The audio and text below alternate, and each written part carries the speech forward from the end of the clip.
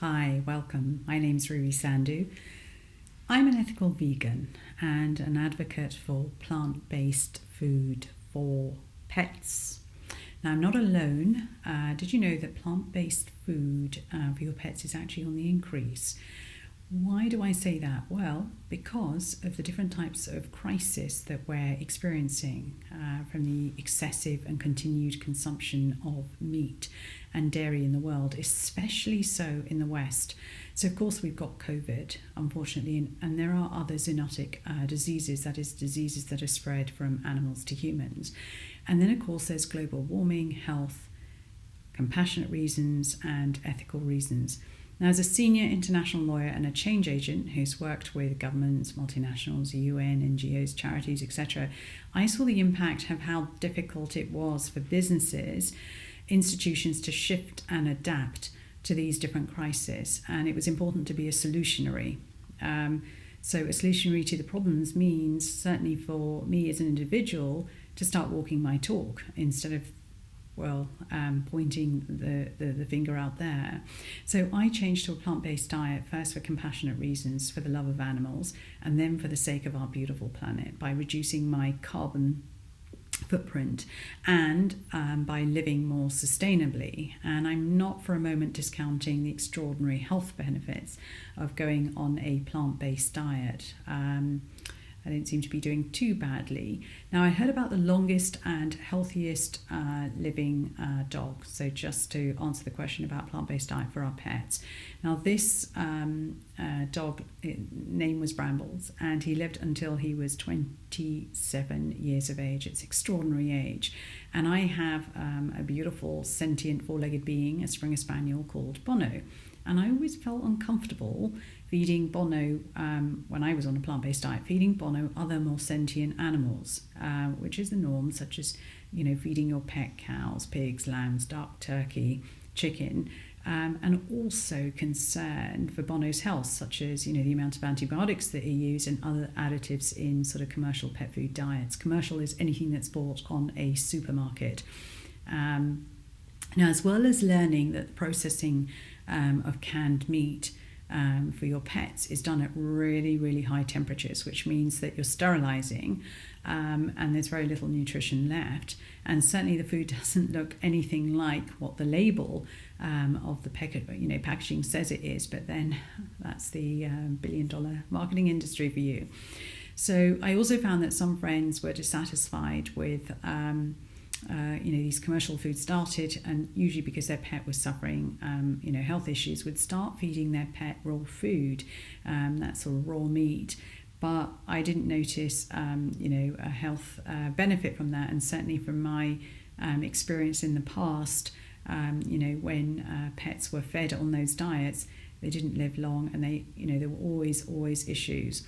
And I also learned that with the increase in pets and in growing economies like China, India, where it's become more fashionable and hip and modern to have a pet, that they would need more animal products. And it's an absolutely mad cycle, because it meant for our sentient pets, sentient means conscious, aware, sentient pets, there were more sentient beings like cows, pigs being slaughtered, and just creating more of a cycle of cruelty and dissonance. So, dissonance being, how is it possible to love your pet and then feed another one that's been slaughtered for it? And that really inspired me to look for another way to feed my pet Bono. And so after a lot of research, and I really mean a lot of research, I transitioned Bono to a plant-based diet about 5 years ago. So he's 13 years old now. I never got the full approval from vets, for this plant-based diet. And I also found that when I was giving Bono plant-based diets from cans, canned dog food that was vegan or plant-based or dry, again, it wasn't optimal. I noticed that Bono wasn't really enjoying his food. I saw that he had less energy. He's not enjoying I didn't have that vitality, and I was worried about his eyes, getting opaque, which does happen, cataract and getting opaque as they get older. So it could be genetic, it could be age. And I later found out that the reason that he was able to bear eating some of this food is because the commercial industry adds palatants, and they do that for the meat industry as well, for pets. Palatants are things that are added to improve flavour and make it tasty. And that's not good at all. So I wasn't happy feeding him with a commercial food diet, whether it was dry or in cans, and I had to find another way. And I noticed that the internet, when you Google pet food, there's so much grossly inaccurate information about plant-based food, and actually sometimes quite dangerous.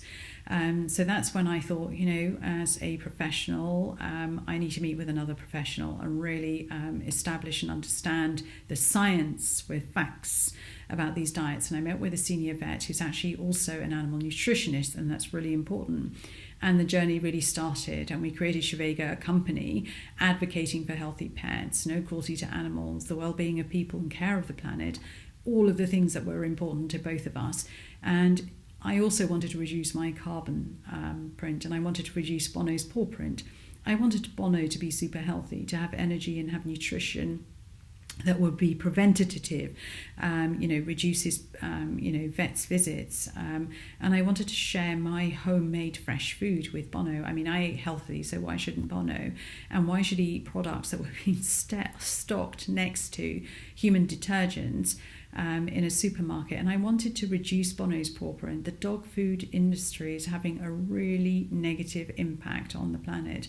And this was reason why we came up with Shivega, and so we created specially formulated Shivega supplements that were easily able to be added to Bono's food, whether if I was in a rush or in a hurry, I could give him canned or dry food.